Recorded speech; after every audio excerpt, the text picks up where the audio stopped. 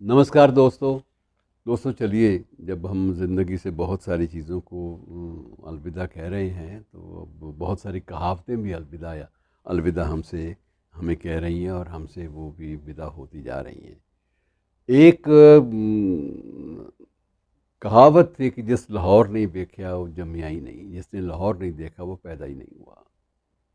लेकिन अब वो कहावत भी धीरे धीरे अप्रासंगिक होती जा रही है। अब तो अगर तनाव जारी रहता है, अगर जहर का आदान प्रदान, जहरीले माहौल का आदान प्रदान अगर जारी रहता है तो यकीन जानिए कि उसने सब कुछ देखा जिसने लाहौर नहीं देखा। ये कहावत इस तरह से तब्दील हो जाएगी, क्योंकि ना अब कोई देख पाएगा और ना वो पुरानी चीज़ें रह गई हैं जिनके बूते पर कभी लाहौर जो है वो आपके जहन में सवार हो जाता था, आपके दिलो दिमाग पे हावी हो जाता था और समझते थे कि आप लाहौर की अनारकली बाज़ार के बिना ज़िंदगी बिल्कुल नहीं है।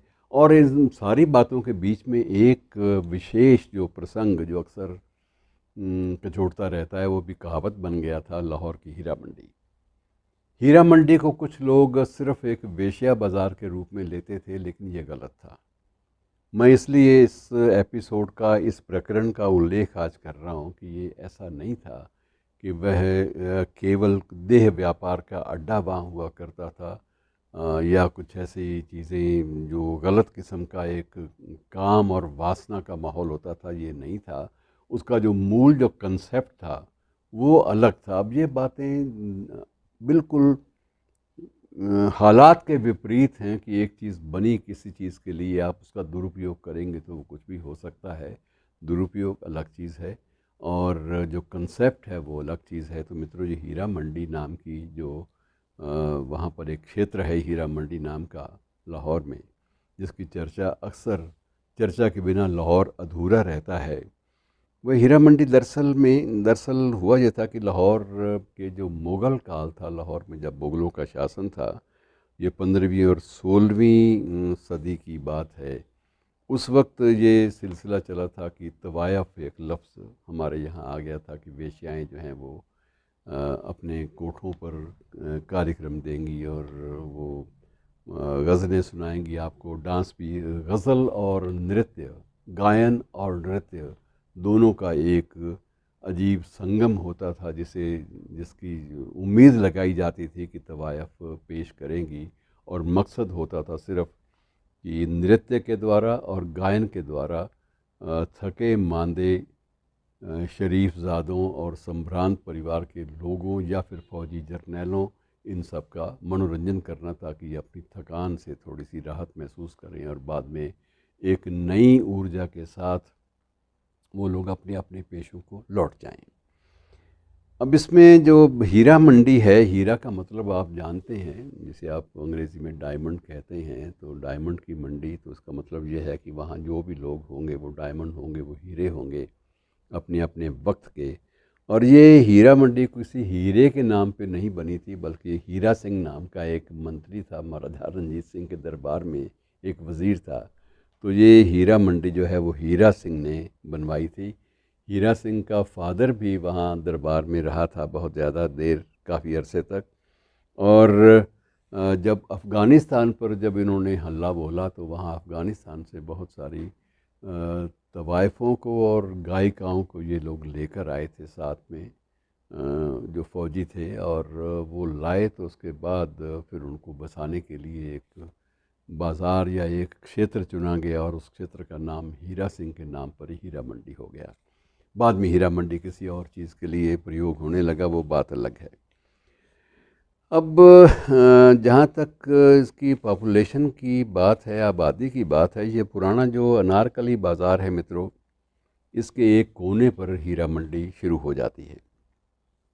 और उस वक्त अंग्रेज़ों के वक्त में, ब्रिटिश राज में, सिर्फ ये यहाँ पर सिर्फ ब्रिटिश जो अंग्रेज़ जो फ़ौजी होते थे और अंग्रेज़ अफ़सर होते थे, सिर्फ उनके लिए ये चीज़ें बनी थी, या फिर जो शाही परिवार से ताल्लुक़ रखते थे। दो वर्गों के अलावा वहाँ कोई नहीं जा सकता था।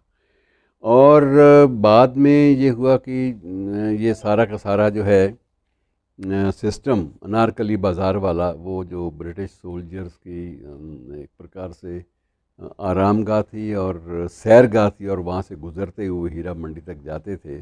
वो सारा का सारा लोहारी गेट तक चला गया। उसके बाद एक टकसाली गेट नामक एक क्षेत्र है वहाँ पर भी कुछ एक अपनी तवाइफ़ों ने शिफ्ट कर लिया।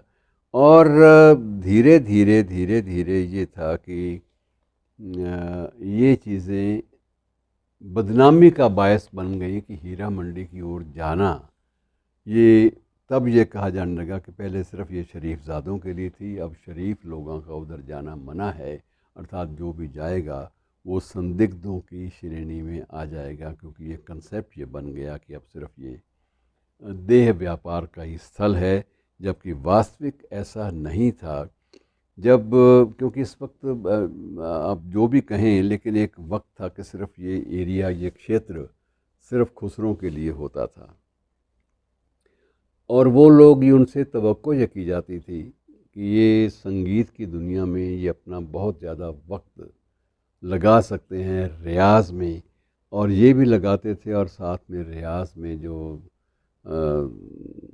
अपनी सो कॉल्ड कथित वेश्याएँ या गायिकाएँ जो रियाज़ में वक्त अपना लगा सकें, वहीं वहाँ पर रह सकती हैं। और वहाँ पर आप ये भी मानकर चलिए कि वर्तमान पाकिस्तान के और अतीत में सारा हिंदुस्तान ही था, भारत ही था। तो उस भारत के इतिहास का एक पन्ना है, ये भी एक पन्ना है। ये अलग अलग स्थानों पर अलग अलग रूप में लिखा गया एक पृष्ठ है। दिल्ली में भी, कलकत्ता में भी, और कई बड़े बड़े महानगरों में, और उन्हीं महानगरों में एक ये लाहौर था।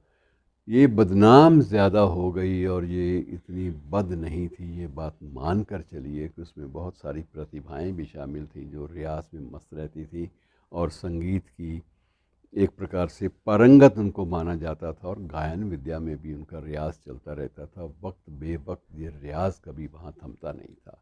शुक्रिया दोस्तों।